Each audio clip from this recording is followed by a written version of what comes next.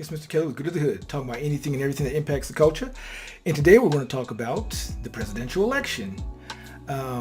Obviously, as you can tell in the lower corner, Joe Biden and Kamala Harris are the president and vice president-elect. Technically projected, but at this stage of the game, they're still counting votes, but there's no way that they could lose this at this stage of the game, right? So congratulations to them. If you've seen some of my other videos, I've done some videos on Kanye and Joe and just kind of the election itself, and I try to be not over the top biased, right? And I'll try to do that even in this video, right? Although most of you know how I felt and what direction I leaned in. But what I want to talk about is where do we go from here now? And I think this is just the beginning, right? Because now there's a change of power. So on January 20th will be Joe Biden's official inauguration into the seat of the presidency of the United States. So Donald Trump has about 70 something days left until then. Today is November, let me look at the calendar here. Today is November 7th, okay? So there's still some time here as far as to observe and watch how's this transition going to occur. Now, I've heard a lot of conspiracy theories, and there's been a lot of stuff out there on the internet and mainstream media as far as how this works. So for the sake of argument, let's go over some of this. If Donald and his administration or whatever says, look, we're not leaving the White House, blah, blah, blah, you're going to have to pull us out.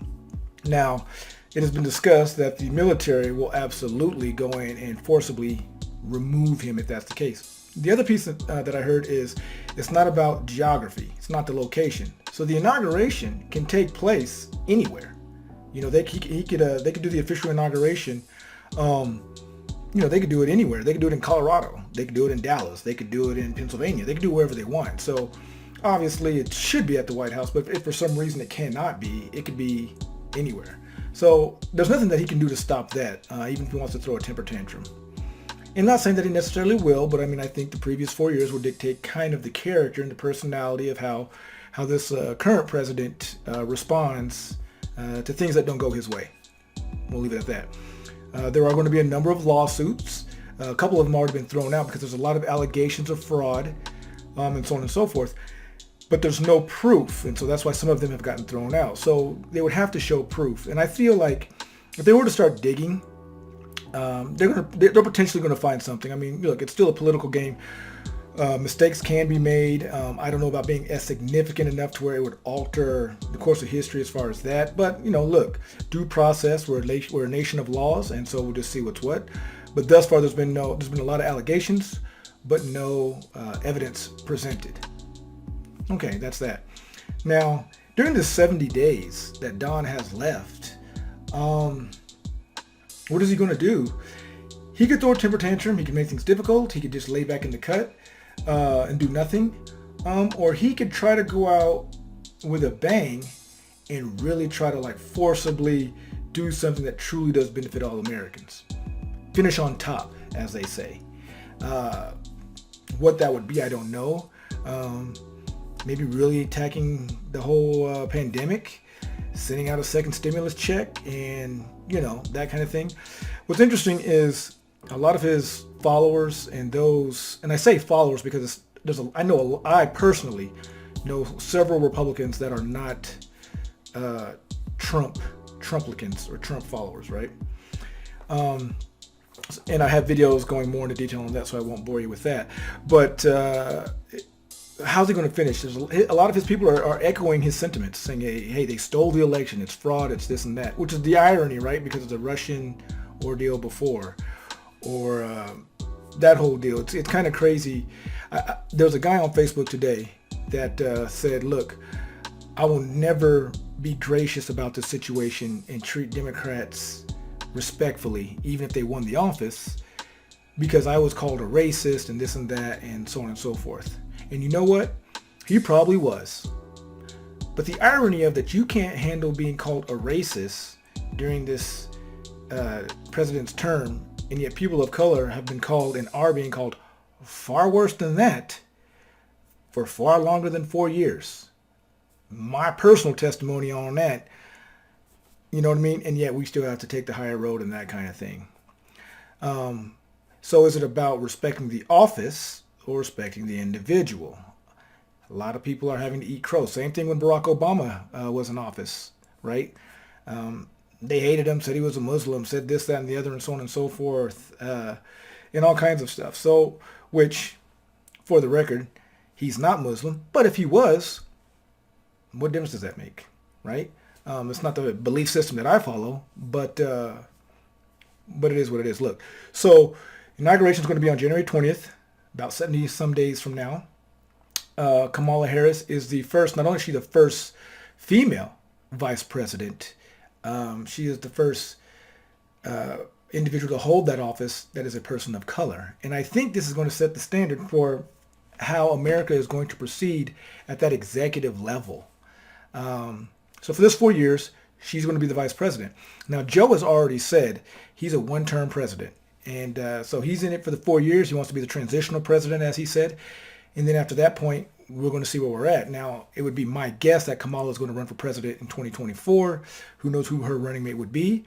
The Republicans in 2024, I believe, Pence will probably run, but there'll probably be, like last time, 16, 17, 18 individuals running. I do believe that whether it's a presidential candidate or a vice presidential candidate, they're going to have a woman also.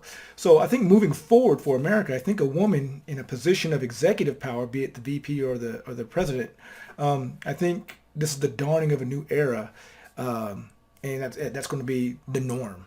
Which, hey, look, I embrace that. I think that's the direction we need to go. We always claim that America is a progressive country, and yet some of our actions and policies don't reflect that. But the real work at hand is to see how Joe is going to handle race relations, the whole police issue, the pandemic for sure. And it's just going to be interesting. I hope his first 100 days he goes in heavy and goes in hard, takes care of business. Now, of course, the government works to where there has to be cooperation. So Congress and the Senate is going to have to get in on that, and we're going to see what happens with that. But let's not be fooled. America is not completely healed of its woes. It's going to take a long time. Look, this election was the largest turnout. Something like 150 million people voted, which is a U.S. record. Everybody came out. But let us not forget that although he didn't win the popular vote and obviously not the electoral vote, Donald Trump had over 70 million votes. 70 million votes. So that lets you know that at least 70 million people in the country agree to or agree with Donald Trump and his outlook. What's next for Donald? I don't know. I mean, look, right now, November 7th, last thing I heard on the news is he's actually playing golf. Now, of course, Giuliani is going to his attorney is going to go forward with a lot of these lawsuits and so on and so forth. Donald Trump's not going to concede politely, respectfully, professionally, whatever. He's not going to concede the office. I don't see that happening.